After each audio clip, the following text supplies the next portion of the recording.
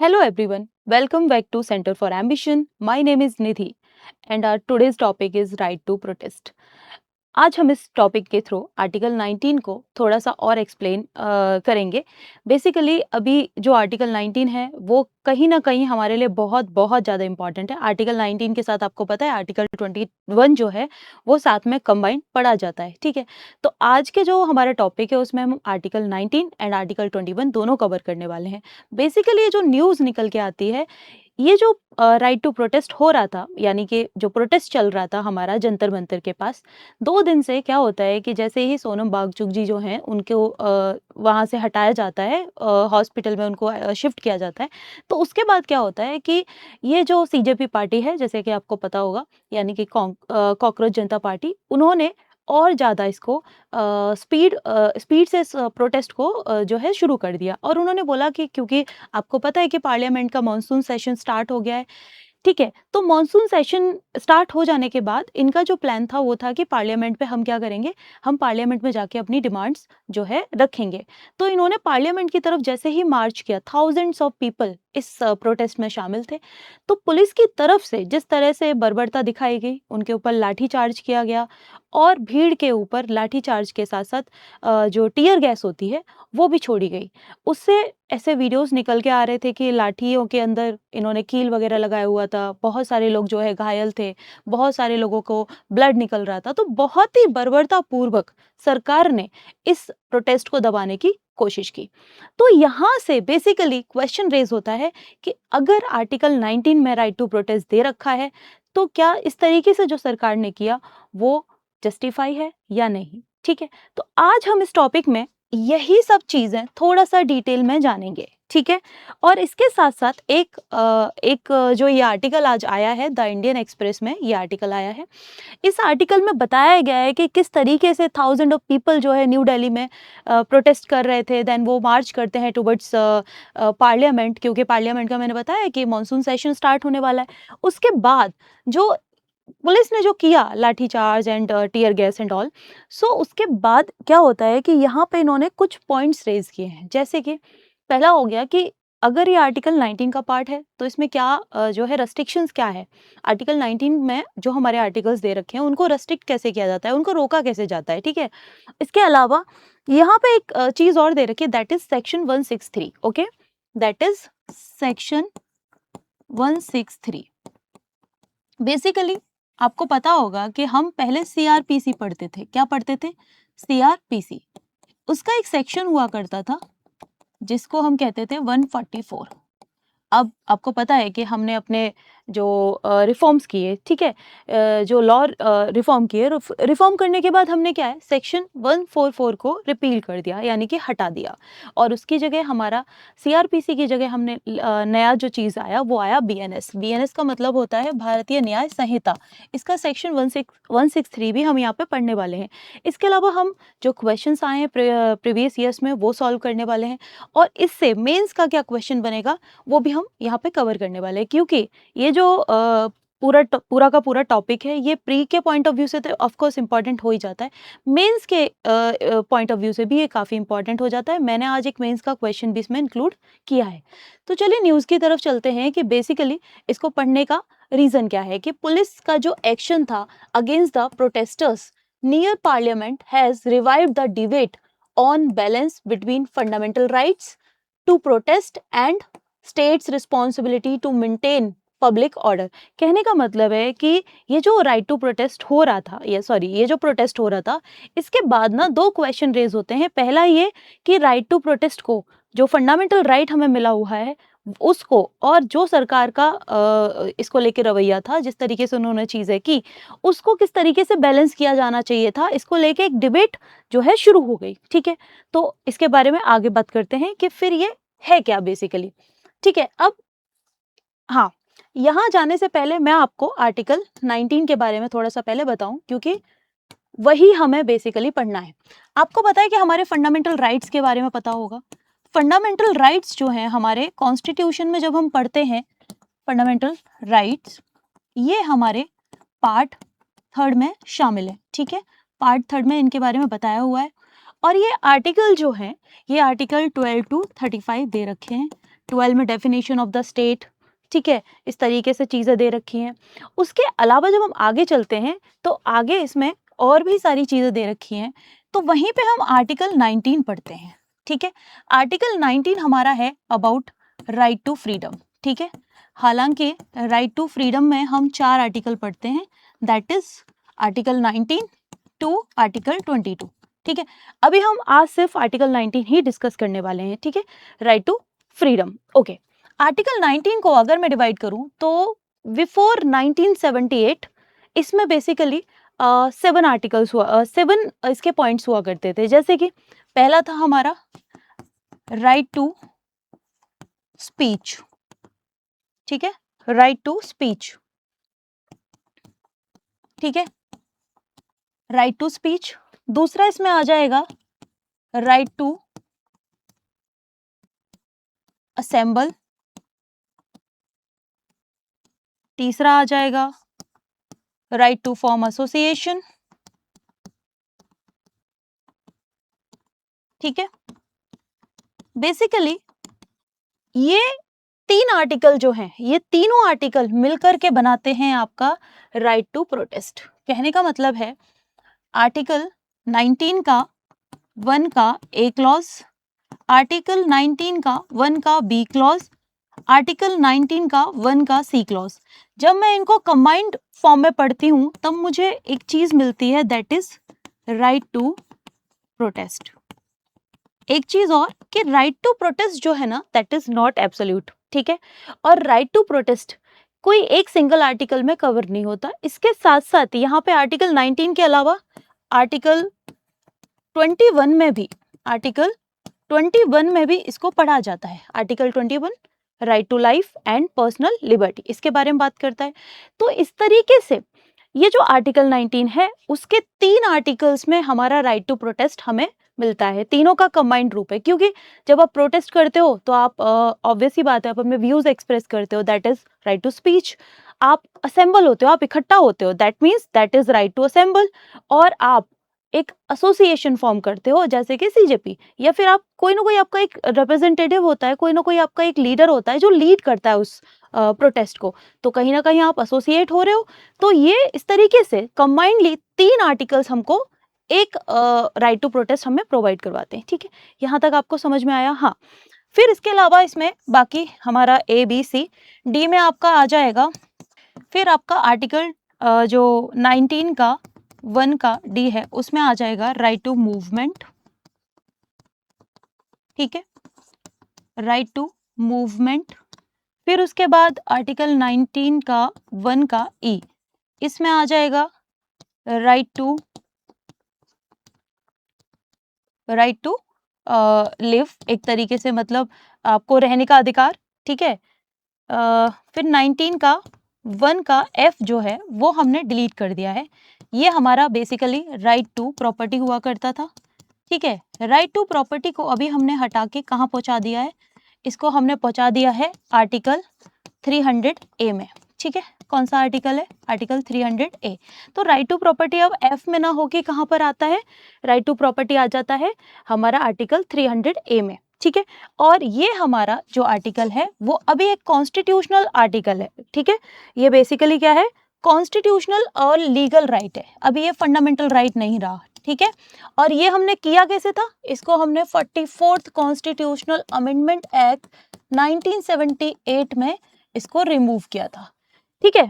यानी कि आपका 19(1) का ई में आ जाता है right to residence, right to residence हो गया, राइट टू प्रॉपर्टी आपका हट गया है। और 19(1) का जी जो है उसमें आ जाता है राइट टू प्रोफेशन, यानी कि आपके पास जो भी आपको प्रोफेशन चुनना है उसका राइट है, ठीक है। अब ये तो आपका पूरा आर्टिकल 19 हो गया, ठीक है। आर्टिकल 19(1) का जो डिफरेंट पार्ट्स हैं वो हमने पढ़ लिए। बट अब एक क्वेश्चन यहाँ से रेज होता है कि ठीक है, ये जो हमारे 3 आर्टिकल हैं ये मिलके हमारा राइट टू प्रोटेस्ट बना रहे हैं, बट इस पे रीजनेबल रेस्ट्रिक्शंस भी तो लग रहे हैं। सरकार क्या कर रही है? सरकार ने इस पे प्रोटेस्ट, ये जो प्रोटेस्ट था उस पे क्या किया? रेस्ट्रिक्शंस लगाए। तो उसके लिए हमारे 2 आर्टिकल हैं, एक आर्टिकल 19 का 2 एंड आर्टिकल 19 3। ये दोनों आर्टिकल ये कहते हैं कि जब भी, ये दोनों आर्टिकल ये कहते हैं कि सरकार जो है इस आर्टिकल पे रीजनेबल रेस्ट्रिक्शंस लगा सकती है, ठीक है, रीजनेबल रेस्ट्रिक्शंस लगा सकती है। अब रीजनेबल रेस्ट्रिक्शंस क्या होते हैं? जैसे कि सरकार, जैसे कि हमारे नेशनल सिक्योरिटी का कोई मुद्दा हो, क्या हो? नेशनल सिक्योरिटी, ठीक है, देश के इंटेग्रिटी या फिर उसकी सोवरेनिटी को कोई प्रॉब्लम हो रही हो, कोई हार्म पहुंच रहा हो, ठीक है, ओके। या फिर आप किसी फॉरेन कंट्री के साथ या फिर आप किसी एनिमी कंट्री के साथ मिलके कुछ डेंजरस एक्टिविटी में इन्वॉल्व हो, इस तरीके से अगर आप, ओवरऑल कहने का मतलब है कि अगर आप ऐसा कोई भी चीज कर रहे हो जिससे देश की सिक्योरिटी को हार्म पहुंच सकता है, तो सरकार जो है आर्टिकल 19 का 2 सेकेंड क्लॉज एंड 19 का थर्ड क्लॉज में रीजनेबल रेस्ट्रिक्शंस लगा सकती है, ठीक है। That means article 19 is not absolute, okay. So that means article 19 जो है एब्सोल्यूट नहीं है। Is it clear? ठीक है, article 19 is not absolute, okay, ठीक है। आपने पढ़ा होगा पॉलिटी में इमरजेंसी प्रोविजंस पढ़े होंगे। जब जब इमरजेंसी की बात आती है तो एक आर्टिकल आपने 358 पढ़ा होगा, आर्टिकल 358 आप पढ़ेंगे, उसमें भी दिया हुआ है कि जब भी कोई एक्सटर्नल किसी भी तरीके का खतरा, ठीक है, या फिर कोई वॉर जैसी सिचुएशन होगी तो आपका आर्टिकल 19 सस्पेंड किया जा सकता है। इतने सारे प्रोविजंस जब हम देखते हैं कॉन्स्टिट्यूशन में तो उससे एक चीज क्लियर हो जाती है कि आर्टिकल 19 जो है that is not absolute and government can do reasonable restrictions. Got it? Okay, इसके बाद अब चलते हैं आगे। आपको पूरा आर्टिकल 19 इससे पहले भी हमने कई बार वीडियोस में कवर किया है, ठीक है। आज मैंने पूरा का पूरा आर्टिकल 19 आपको समझा दिया। अब एक चीज और कि आर्टिकल 21 इसमें साथ में आता है। क्यों? क्योंकि आर्टिकल 21 बेसिकली हमारा right to life and personal liberty वो इसके साथ मिक्स है, ठीक है। आप जब जब आर्टिकल 19 पढ़ोगे आर्टिकल 21 आपको उसके साथ पढ़ना पड़ेगा, ठीक है, ओके। अब चलते हैं आगे। जैसे मैंने बताया कि सेक्शन 163, ठीक है, बीएनएस। बीएनएस क्या है? भारतीय न्याय संहिता, ठीक है। बीएनएस का क्या है? भारतीय न्याय संहिता, ठीक है, भारतीय न्याय संहिता। 2023 में क्या हुआ था कि हमने रिफॉर्म किए, लीगल रिफॉर्म किए। उस रिफॉर्म में हमने सीआरपीसी जो कि इतना पुराना ब्रिटिश टाइम से चला आ रहा था, ठीक है, उन लॉज को हमने कैंसिल कर दिया। Cancel out that means repealed कर दिया, रिपील्ड मीन्स खत्म कर दिया, और उनकी जगह हमने नए रिफॉर्म किए। उसमें हमने सीआरपीसी को हमने कन्वर्ट किया बीएनएस में, ठीक है, भारतीय न्याय संहिता, ओके। 144 सेक्शन जो था उसको हमने कोड ऑफ क्रिमिनल प्रोसीजर 1973 इसको हमने रिप्लेस कर दिया।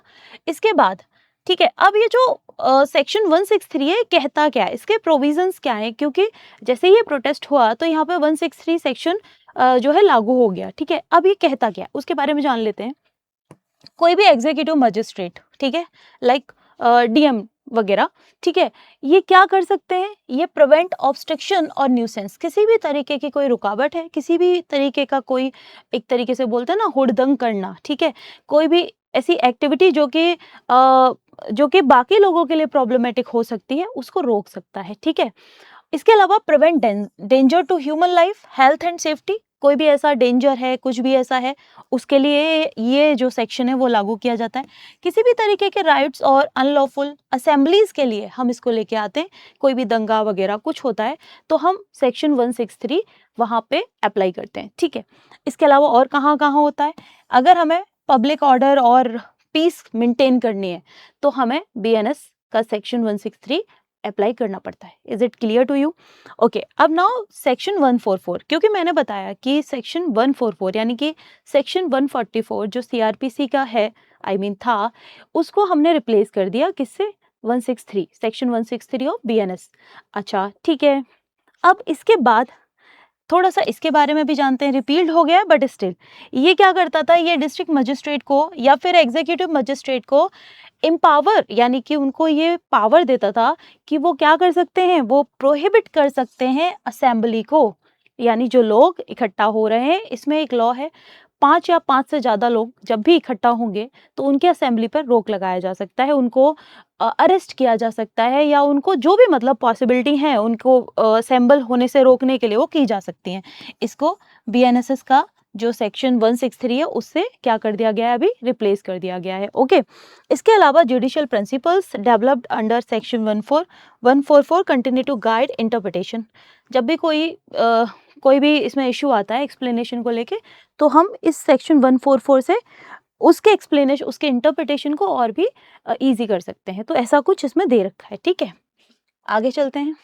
अब बात ये आती है कि क्या ये जो आर्टिकल है, ये जो आर्टिकल 19 हमने पढ़ा है, जिस तरीके से अभी गवर्नमेंट की एक्टिविटी थी, तो क्या मतलब इससे पहले क्या सुप्रीम कोर्ट ने बोला है, ठीक है, कुछ ऐसे डिसीजन सुप्रीम कोर्ट ने दिए हैं जहां पे इस लॉ, इस आर्टिकल को और स्ट्रेंथन किया जाए, ठीक है। जैसे कि पहला था हिम्मत लाल के Shah versus commissioner of police, 1973 का ये सुप्रीम कोर्ट का जजमेंट है। मैं जजमेंट्स क्यों करा रही हूँ, देखो प्रीलिम्स में तो ऐसा कुछ नहीं है, पर जब आप मेंस लिखते हो तो मेंस में जब आप डायमेंशन सेट कर रहे होते हो, जब भी आप ऐसे लीगलिटी की बात करते हो, तो गवर्नमेंट यानी सुप्रीम कोर्ट के डिसीजन से बेस्ट कोई भी जजमेंट नहीं हो सकता।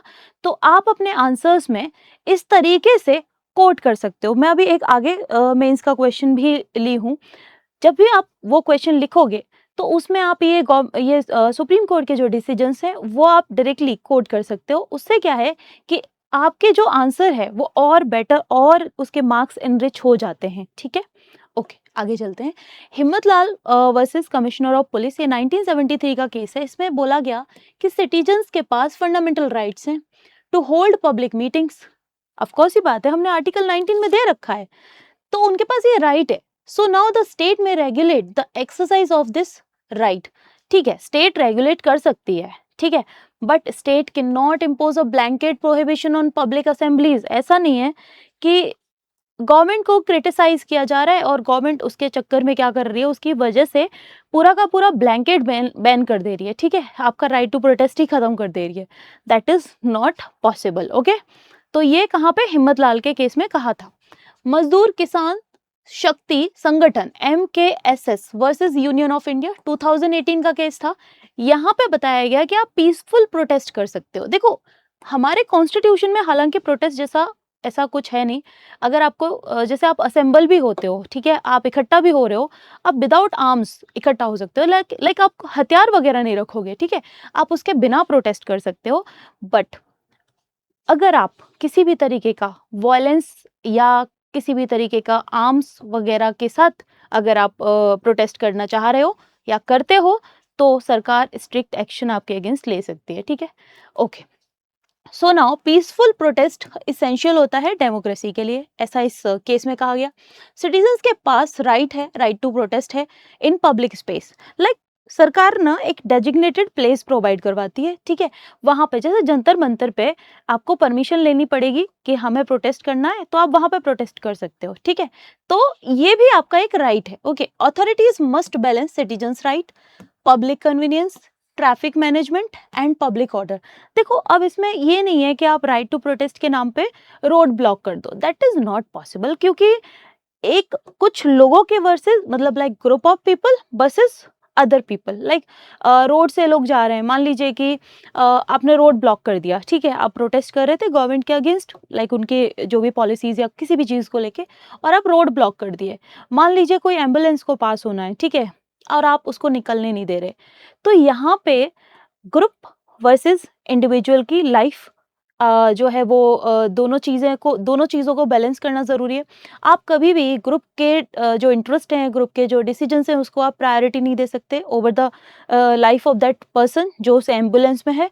तो इसीलिए हमें दोनों चीज़ों को बैलेंस करना पड़ेगा, और ये काम किसका है, ये काम है सरकार का, यानी कि गवर्नमेंट अथॉरिटीज़ का ये काम है कि वो सिटीजन्स के राइट को बैलेंस करें, और इसके साथ साथ बाकी के उनके जो पब्लिक कन्वीनियंस है, ट्रैफिक मैनेजमेंट होना चाहिए, इन सब चीज़ों को वो ध्यान दें। ओके, नेक्स्ट है तीसरा case, Amit Sahni versus commissioner of police, Shaheen Bagh case. आपको 2020 वाला केस याद होगा कि इसमें क्या था कि जो बेसिकली सिटीजनशिप अमेंडमेंट एक्ट लेके आ रहे थे, तो उसके अगेंस्ट ना प्रोटेस्ट हो रहा था। ठीक है, कुछ प्रोविजंस ऐसे थे जिनकी वजह से लोगों को लगता था कि हमारी सिटीजनशिप छीन ली जाएगी, तो इस वजह से ये प्रोटेस्ट हुए थे शाहीन बाग में। ठीक है, तो शाहीन बाग केस हुआ था 2020 में। यहाँ पे क्या हो रहा था कि यहाँ पे ये लोग कहीं न कहीं जो इनके लिए प्लेस दिया गया था, उस प्लेस को छोड़ के इन्होंने रोड को ब्लॉक कर दिया था। तो वहाँ पे एक डिसीजन आया था कि public roads and highways can not be occupied indefinitely. Like आप जैसे 2 दिन, 1 दिन बैठ रहे हो, ठीक है? बट आप ऐसा नहीं है कि आप पूरा-पूरा 1-1 महीना, 1-1 साल वहाँ पे प्रोटेस्ट करते रहो। लाइक आप इंडेफिनिट पीरियड के लिए वहाँ पे आप ऐसा कुछ नहीं करोगे, ये इसमें कहा गया था। ओके? दूसरा है right to protest can not infringe upon rights of others. जैसे मैंने कहा इंडिविजुअल वर्सेस ग्रुप, ठीक है, individual versus group.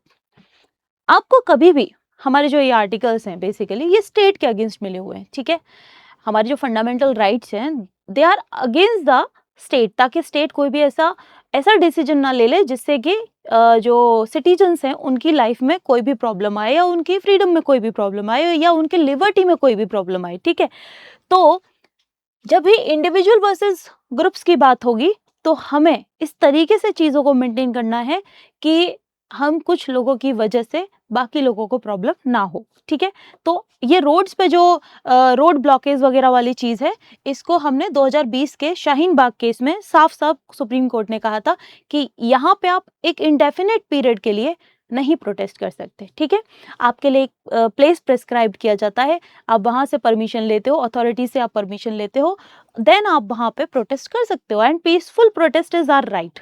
Okay, under article 19। Next आगे चलते हैं। अब एक क्वेश्चन आता है, can the government ban every protest? क्या गवर्नमेंट हर एक प्रोटेस्ट को बैन कर सकती है? नहीं। ठीक है, नहीं कर सकती, क्योंकि सुप्रीम कोर्ट ने कई बार हमने अभी जो पढ़े थे केस, इसमें कई बार कहा है, कई बार क्या हर बार ही कहा है कि राइट जो प्रोटेस्ट है that is right, that is our fundamental right under article 19। That means कि जो इंडिविजुअल है, जो लोग हैं, जो सिटीजन हैं, उनके पास राइट टू प्रोटेस्ट है। ठीक है, सो जो गवर्नमेंट है वो इस पे क्या नहीं कर सकती, कंप्लीट ब्लैंकेट एकदम बैन नहीं लगा सकती, कंप्लीट बैन नहीं लगा सकती। ठीक है, peaceful protest is our constitutional right. Remember this word, peaceful protest. ठीक है, without arms, restriction must satisfy the test of legality, necessity, proportionality.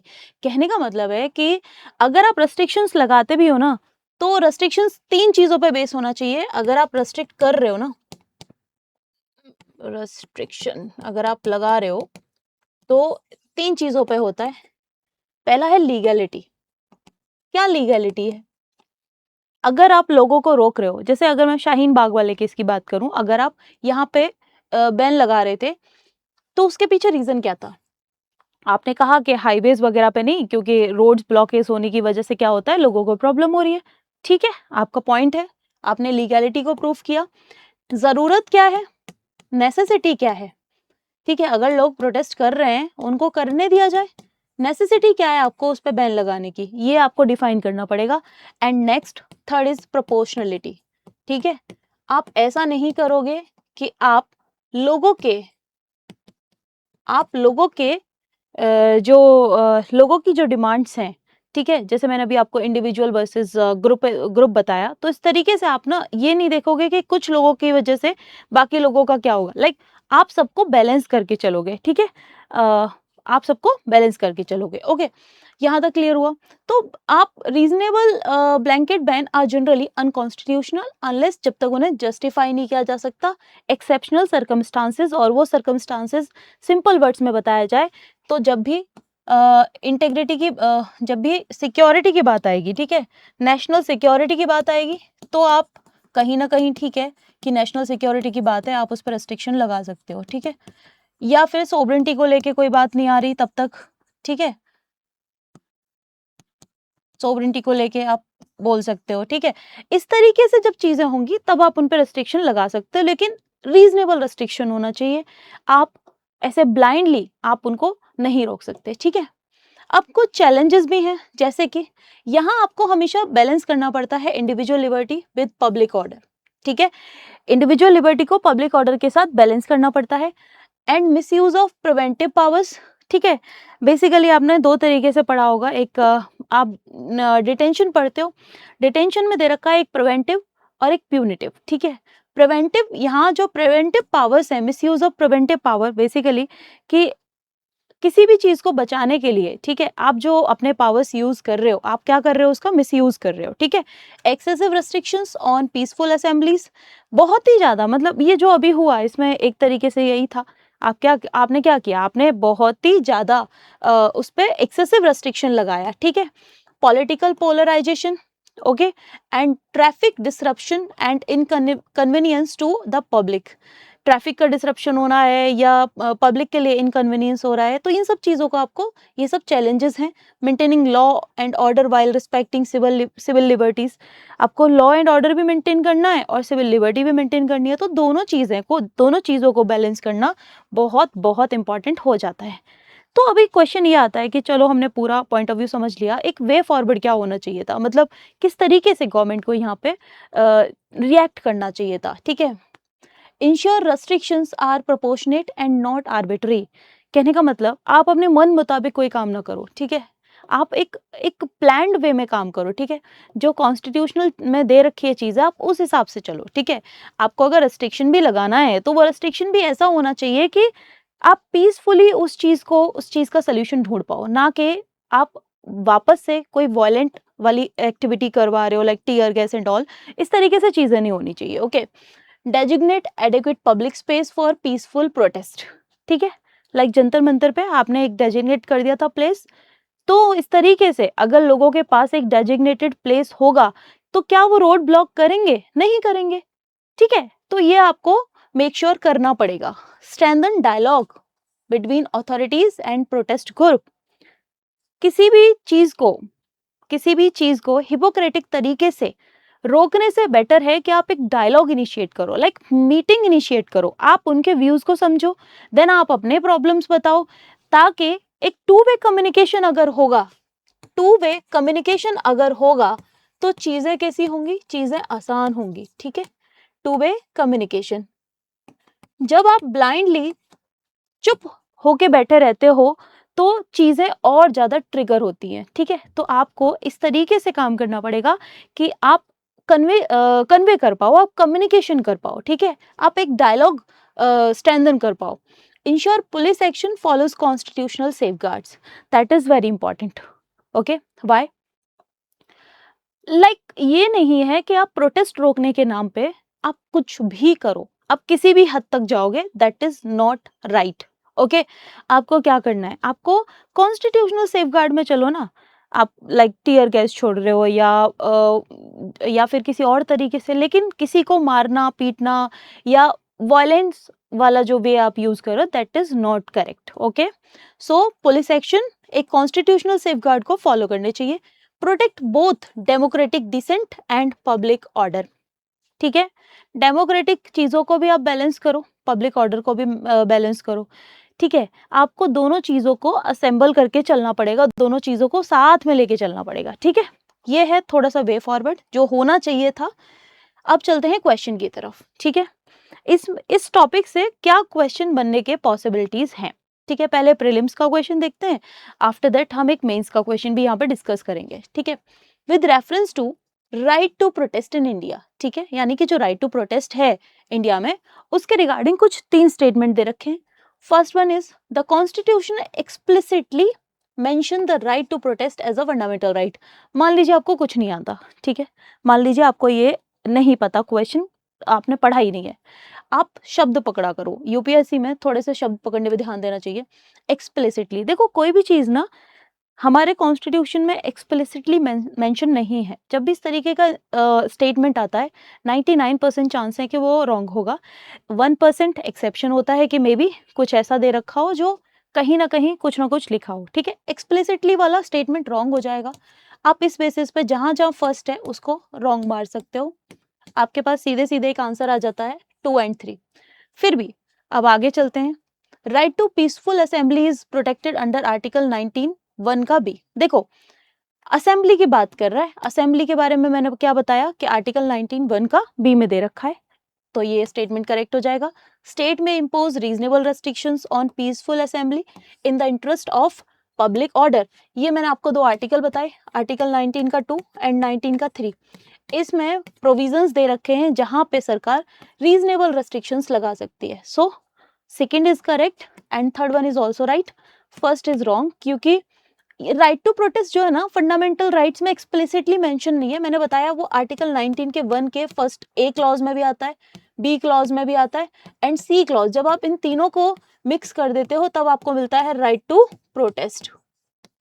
ठीक है, is it clear? Okay, hope so कि आपको इसमें कोई दिक्कत ना हो।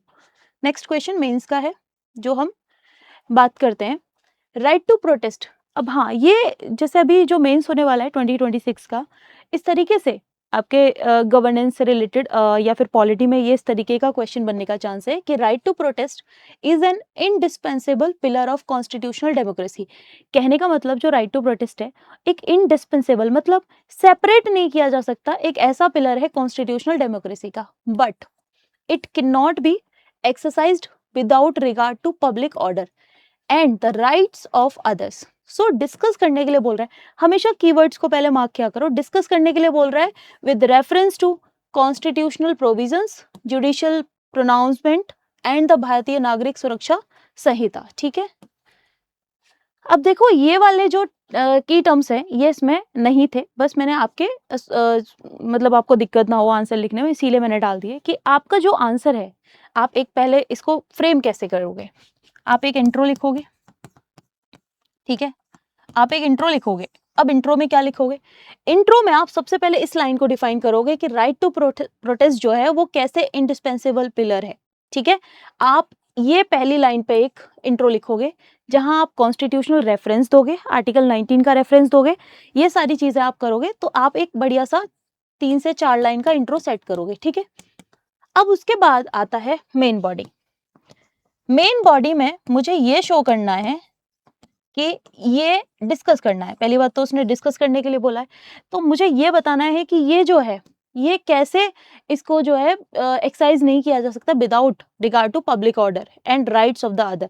इस लाइन को मुझे एक्सप्लेन करना पड़ेगा जहां मुझे कॉन्स्टिट्यूशनल प्रोविजंस बताने पड़ेंगे, आर्टिकल 19 बताना पड़ेगा, फिर मुझे इसके अलावा यहाँ पे जुडिशियल प्रोनाउंसमेंट जो भी मेरे अभी मैंने जो आपको पढ़ाए थे, ठीक है, जो केसेस मैंने आपको बताए शाहीन बाग वाला, इस तरीके से आप उन केसेस का 2-2 लाइन में रेफरेंस दोगे। ठीक है, ज्यादा नहीं करना है, 2-2 लाइन में रेफरेंस देना है। ओके, फिर उसके बाद अब भारतीय नागरिक सुरक्षा संहिता 2023 जो है उसका सेक्शन डिफाइन कर दोगे कि किस तरीके से ये चीजें होती हैं, और फिर लास्ट में आप एक कंक्लूजन दोगे। ठीक है, कंक्लूजन में आप क्या करते हो, आपने जो भी बताया उसको समराइज कर दोगे। ये भी 3 to 4 लाइंस में ही होना चाहिए, इसको भी आप क्या समराइज कर दोगे। कोशिश करिएगा कि आप ये आंसर लिख पाओ। ठीक है, नहीं तो हम नेक्स्ट टाइम इसको कराएंगे। ओके, सो ये था आज का हमारा सेशन, क्योंकि राइट टू प्रोटेस्ट जो है बेसिकली आर्टिकल 19 एंड आर्टिकल 21 हमारे एग्जाम पॉइंट ऑफ व्यू से बहुत इंपॉर्टेंट रहते हैं हमेशा। ठीक है, हमेशा न्यूज़ में रहते हैं और हमेशा इंपॉर्टेंट रहते हैं। तो होप्स हो कि आपका एक रिवीजन जैसा हो गया होगा और आपको पूरा सिनेरियो समझ में आ गया होगा कि बेसिकली इश्यूज क्या है, इशू क्या है, और हमें उसको उसका वे फॉरवर्ड क्या होना चाहिए था। उसके अंदर जो हमने चीज़ें थी वो सारी डिस्कस की। एक नया इनिशिएटिव हमने ऐड किया, वो था मेंस का क्वेश्चन। ठीक है, आपको ये कैसा लगा कमेंट में प्लीज़ बताइएगा, ताकि इसको आगे कंटिन्यू करना है या नहीं करना है। बाकी अगर कोई भी डाउट हो आपको, आप कमेंट बॉक्स में लिख दीजिएगा। Thank you so much.